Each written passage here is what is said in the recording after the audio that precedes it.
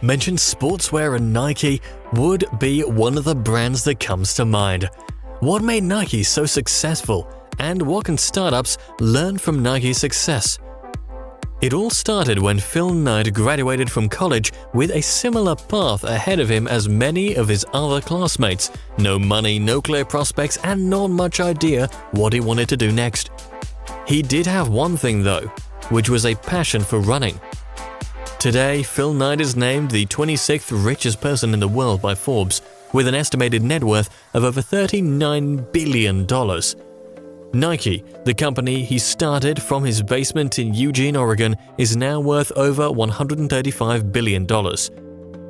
Phil Knight was born in Portland, Oregon in 1938 to Lotta Knight and William W. Knight, a lawyer turned newspaper publisher.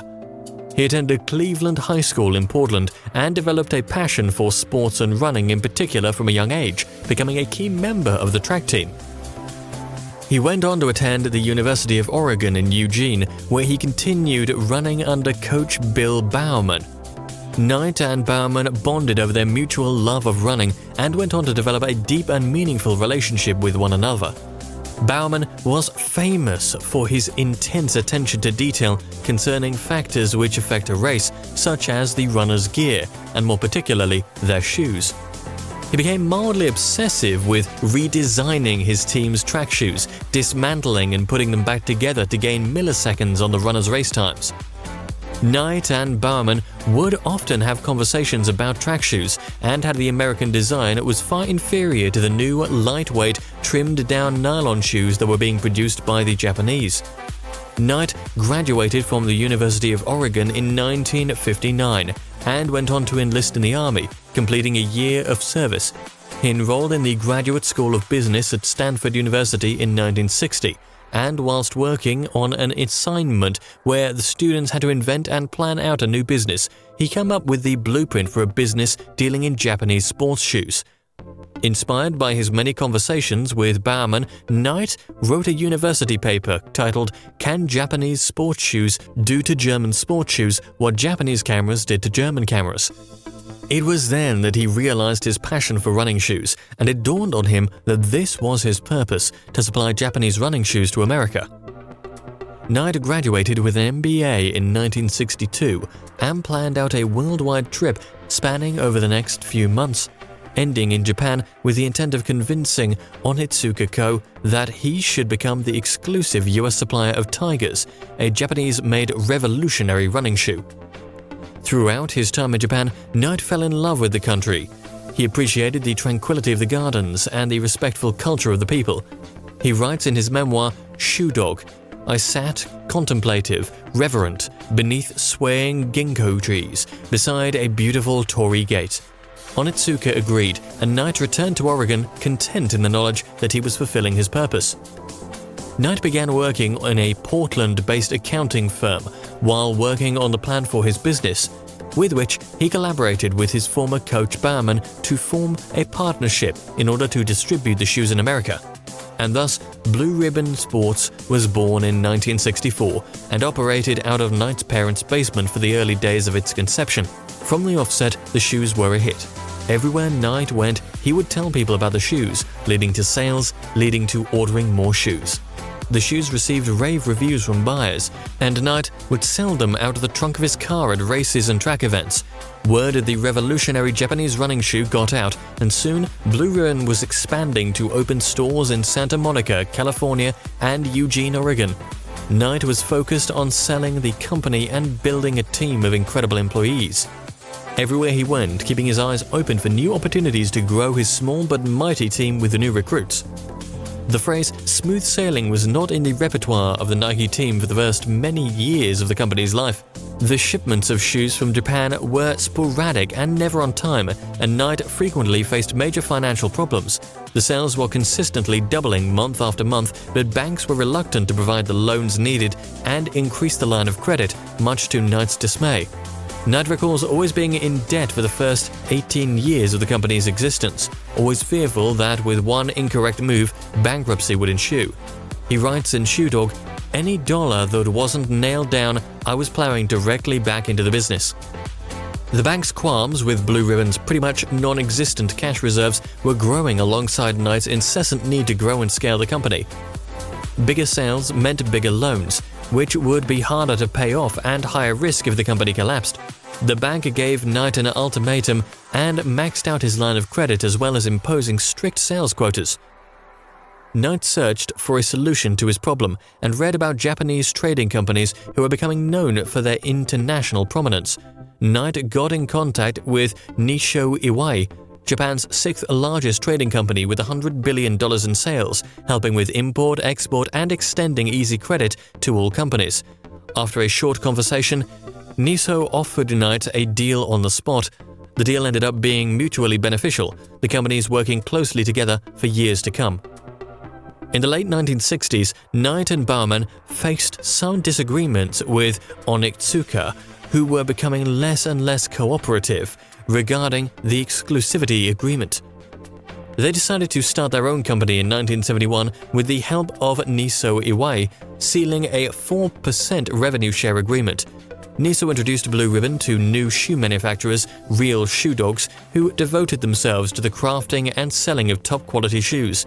After much debate, they decided to name the company after the Greek winged goddess of victory. A logo was made for $35 featuring the distinctive swoosh still seen on the merchandise today, and Nike was born.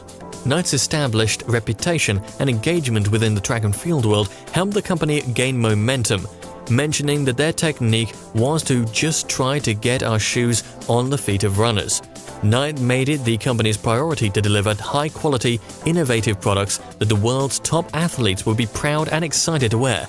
He and Baumann spent much of their time at track events and developed relationships with the runners, including rising stars and Olympic track athletes, believing that getting them to wear the shoe was the key to winning the world over. By the mid-1970s, Nike was at the forefront of technology for workout footwear. The model of the shoe, the Cortez, debuted at the 1972 Olympic trials with the distinctive swoosh alongside, sparking intrigue all across the world. Baumann had never stopped tinkering with shoes throughout his involvement with Nike and was consistently working on new projects in his home laboratory that he believed would revolutionize the running shoe. He was having breakfast with his wife one morning in 1971 when it dawned on him that the grooves on the waffle iron she was using would be an excellent mold for a running shoe. Oregon's Hayward Field was upgrading to an artificial surface, and Bill wanted a sole without spikes that could grip equally well on grass or bark dust. Bill instantly ran to his lab to experiment with this new idea, and it was the day that the signature waffle-soled trainer was born. Nike patented the design of the waffle sole in 1974, which Knight describes as one of the most magical and pivotal moments in Nike's history. By the 1980s, Nike had captured around half of the athletic shoe market. Tennis star Jimmy Connors won Wimbledon wearing a pair of Nikes, and John McEnroe began wearing a three-quarter Nike model after hurting his ankle, skyrocketing sales of the design to over 1 million pairs over the previous year's 10,000.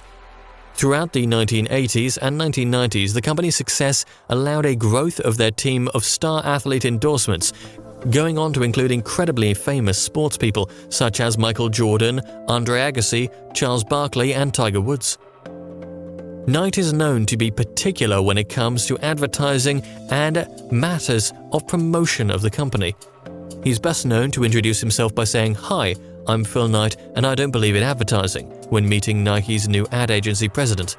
Instead, Knight grew the image through association with superstars, the brand becoming associated with certain bad boys of the sports industry, like McEnroe and Agassi, making Nike the envy of the schoolyard for years to come.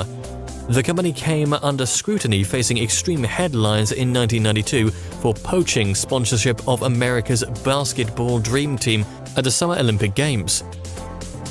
Heated debate ensued when several members threatened not to appear in a medal ceremony unless they were wearing their Nike apparel, which came as a shock to Reebok, who were the team's official sponsor. But Knight has always pointed out that with controversy comes priceless media awareness of the brand, saying stories about the shoes and who was wearing and endorsing them are the kind of publicity that you can't put a price on. He's spoken about how Nike receives more attention than other companies because it's more fun to talk about, so they don't mind the attention. Despite this, Knight went on to say the company usually gets treated in the superficial, light-hearted way, which is not what we're all about. Nike is not about going to a ball game, it's a business. Along with the success came criticism of the company from human rights groups for abusive labor practices after outsourcing labor from Asian countries because it was cheaper. Nike was accused of paying very low wages to its factory workers, the public learning that Indonesian Nike workers earned as little as 14 cents an hour. By 1998, Nike was having to lay off staff amid declining sales, which is when Knight began to aggressively and publicly switch things up within the company. He began being brutally honest and transparent about the labor issues faced by the company, stating during a speech the Nike product had become synonymous with slave wages, forced overtime, and arbitrary abuse. Nike dedicated themselves to improving the conditions of their factories, raising the minimum wage, improving oversight of labor practices, and making sure the factories had clean air. Since 2005, they have published detailed reports revealing conditions and pay in their factories and acknowledged widespread issues. Nike slowly but surely gained back their credibility from the public, admitting their flaws and proving they were dedicated to improving conditions. In the 1990s, Nike branched out into other areas, including hockey, golf, and soccer apparel. Their aggressive expansion paid off, and the company enjoyed more than $10 billion in yearly sales before 1999. In November 2004, 33 years after starting the company in 1971, Phil Knight resigned as the CEO. Today, Nike is a household name.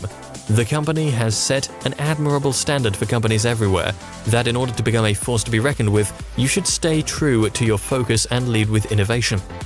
Nike is the brainchild of one man's passion for running, perseverance to create a long-lasting, dominating business, and creativity in always finding a way to soldier on no matter what.